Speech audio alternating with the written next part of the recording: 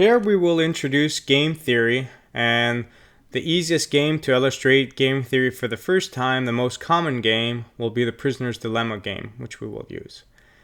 Game theory is used anytime we deal with strategic interactions. So anytime that we have a situation where your decision depends on yourself but also depends on what other people are doing, is a situation where we need to resort to game theory. If you think of a monopoly on its own, it can decide, based on the market demand that it's facing, the price that it wants to charge for a certain good. And based on that, once it determines the price, even though it's high, if they're a true monopoly, then no one else could come in and no one else could do anything. So as soon as they choose a price, they know what to expect. However, as soon as you introduce, even though you introduce like only one more competitor, the situation changes quite drastically. If you think of gas stations as a simple example, if you have two gas stations in a city and they're both charging $1 for fuel, if you have a situation where one of the two decides, I'm going to drop my price to 95 cents tomorrow and I'm going to make more money because people will come to see me instead. Well, as soon as you do so, you cannot expect the competitor to simply keep its price at $1 and not react.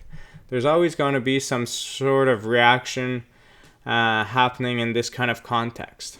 So as soon as you have more than one firm, and not an infinite amount of firms where they no longer have market power as in perfect competition, but as soon as you have a few firms, you need game theory. If we're thinking also of climate change treaties and different countries and their commitments in terms of emission reductions, it's also a situation of game theory. You're always trying to see what the other people will do, and you always want people to pay the bill and for you to enjoy the benefits. So it's always that kind of reaction to what other people are doing. So to understand game theory, the two main concepts that we're going to see in this class are the two simplest concepts possible. And it's the dominant strategy and the Nash Equilibrium. I'll just define them quickly here, but it's really through its applications that's going to be easier to understand. So dominant strategy is a strategy that you consistently choose regardless of what the other person decides to do. So the other person charged $1.05, you charge 95 cents. You charge $1, you charge 95 cents. He charges 80 cents, you still charge 95 cents. That would be the case of a dominant strategy. We don't always need a dominant strategy. It's not always the case, but that's one of the concepts that we're going to cover. Another concept that we can cover is the concept of Nash Equilibrium, which was based on John Nash, the kind of a person behind Russell Crowe's role in The Beautiful Mind. And this Nash Equilibrium states that this is a situation where no one has an incentive to deviate from its current strategy. So we're in a kind of like in a stable situation where everyone has determined their prices, fine. And even though you know what all the other people are doing, you've seen the prices that they're setting, you don't have an incentive to change. That would be a Nash Equilibrium.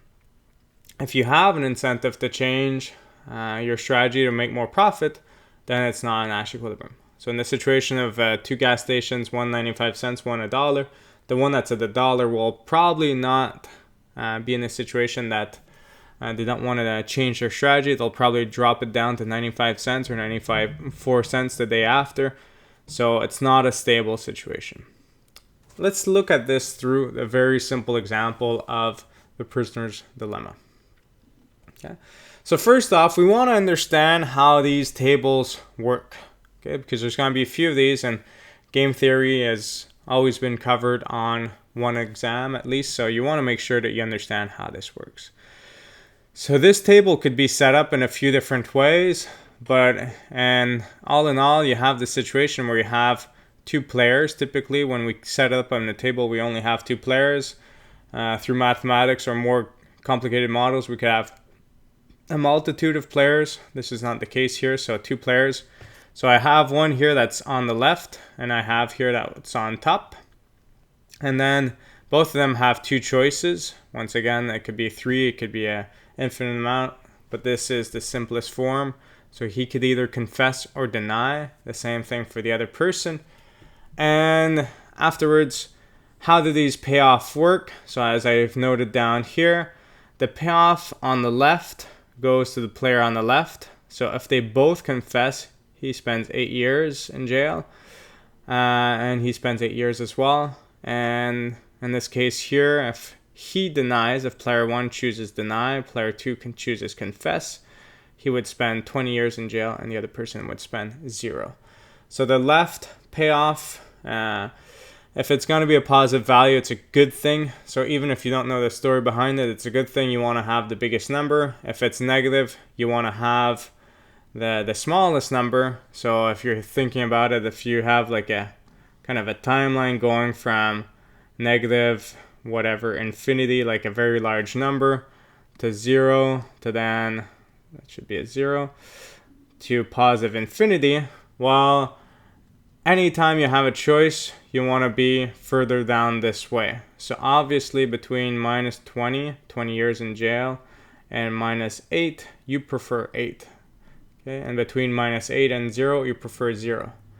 But if the numbers were positive, if you have a choice between 10 and 20, well, you definitely prefer 20. Okay.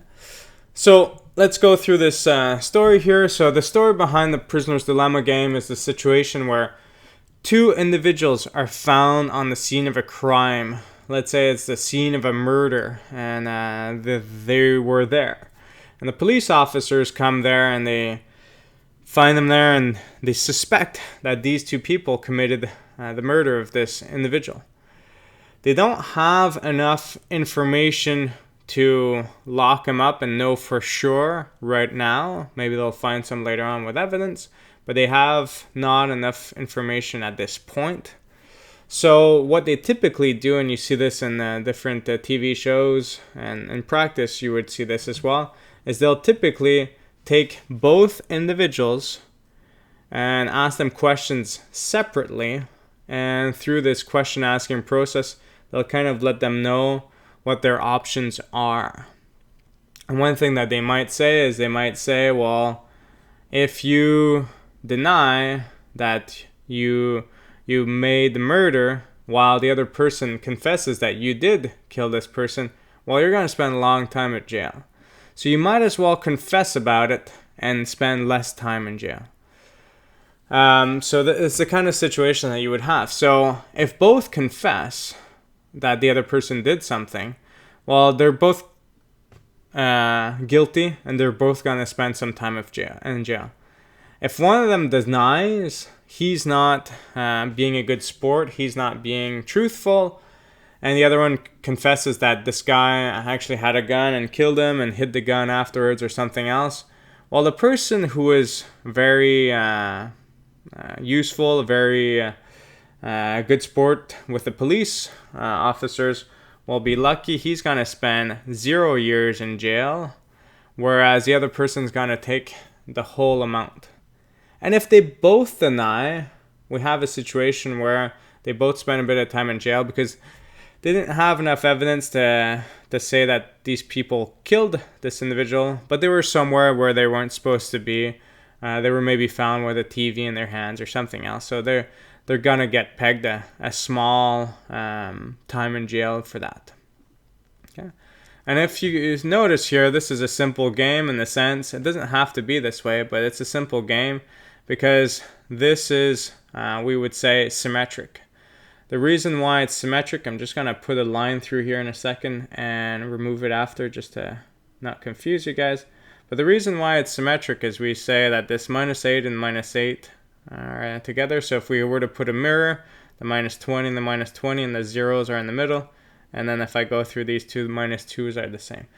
What we mean by symmetric is just that these 2 individuals face the exact same kind of choices. But I could have had it that over here, this minus 20 would have been, in fact, minus 25. And even though it's no longer symmetric, it's in this case here, it will actually still lead to the same exact result. Okay, so this is what happens. All right, let's go back a few times. So as I'm cleaning this up, okay, I want you to think what would be the best choice here. So you're one of these two guys who gets caught, and the other person is a friend or someone you know, and you're going through this and you're thinking like, okay, what should we tell this police officer? And it could be the situation that you don't have time. So for now, let's just assume you don't have time to kind of discuss with your friend or with this other individual, and you're kind of stuck with the police officer. So what would you do? So to determine what would you do, you have to look at what's your options. So for now, I'm going to assume that I am player one. So I'm going to look at player one's choice. So if I look at player one's choice, well, his payoffs are anything, like I said, the left player gets any of these payoffs. So these payoffs on the right, although interesting, unless he really cares about the other person's welfare, these he completely disregards. And actually, we would say that the way that this payoff structure is written up, that this number here takes into account his altruism or his care for the other individual. So we could simply, if we think of player one, we could simply kind of just scratch all of these out. Okay, but because we'll need them later, I'm just gonna unscratch them. Okay. So player one's choice. Well, what we have to ask ourselves is, what's his choice if he thinks that player two will choose confess? Okay. So if player two chooses confess, he has a situation that he's going to have the choice between either confess or deny, assuming that player two has chosen to confess. So he's going to either spend 8 years in jail if he confesses, or 20 years in jail if he denies. So obviously between those two choices, his choice is to confess as well. And if player two denies, plays a deny choice, well, once again, player two denies. We're looking at the payoffs on the left because those go to player one. He either spends 0 years in jail or 2 years in jail. He will once again choose to confess. So here is an example where confess is a dominant strategy for player one. Okay. And here, because I highlighted earlier that these two players face the exact same decision, if we were to go through it as well, if I were looking at player two's choice, assuming that player one confesses, well, either has -8 or -20, they'll choose confess. It's absolutely symmetric. So we have a situation that confess is a dominant strategy for player one, but it's also for player two because they're facing the exact same trade-offs. Okay. So we have this situation that they both have a dominant strategy, which is to play confess. Okay? So you look at this and you think, well, if they both play their dominant strategy, because it's dominant, it's better than any other strategy, regardless of what the other person does, this is going to be the outcome. Okay? Some of you look at this and you think, well, 8 years in jail each is terrible. Like, I would much prefer to spend only 2 years in jail, and my buddy would probably also prefer this. So this is kind of like the actual outcome if they both choose their dominant strategy. This is the optimal outcome for both in terms of, if I think going from here to here, they're both happier. It's not one person spending more time in jail as the other one gets away clean. It's actually both of them are happier, so it's optimal for both to try to achieve this situation. However, if I look at this situation here, I have to ask myself, is deny stable?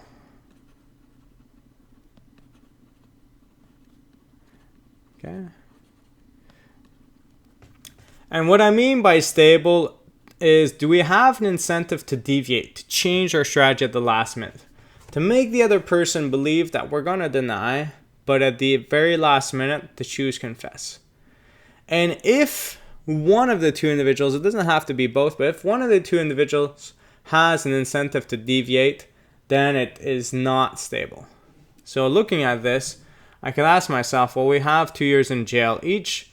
This player 1, which has the choice between these 2 points, he can't change player 2's choice. So player 1 could either go from here to here, and he has the payoff on the left. Does he have an incentive to deviate? Well, of course he does, because he would get 0 time in jail instead of spending 2 years. So 2 years is not a lot, but 0 is even better. So it's a situation that he has an incentive to deviate. If I were to look at player 2, his payoff's on the right. Could choose between deny and confess. Also, because of symmetry, also get 0 years in jail if he decides to confess. So it's not stable. But what's going to happen is both will have an incentive to deviate, maybe at the same time, and we're going to end up in this situation here. So this one here is not stable. It's not a situation where no one has an incentive to deviate. If we were looking at the concept of Nash equilibrium, we could think and look at these two ones and try to see whether these two are stable or not. So we have this situation here where I have minus 20 and 0, or 0 and minus 20. Does one of the two have an incentive to deviate, to change the strategy?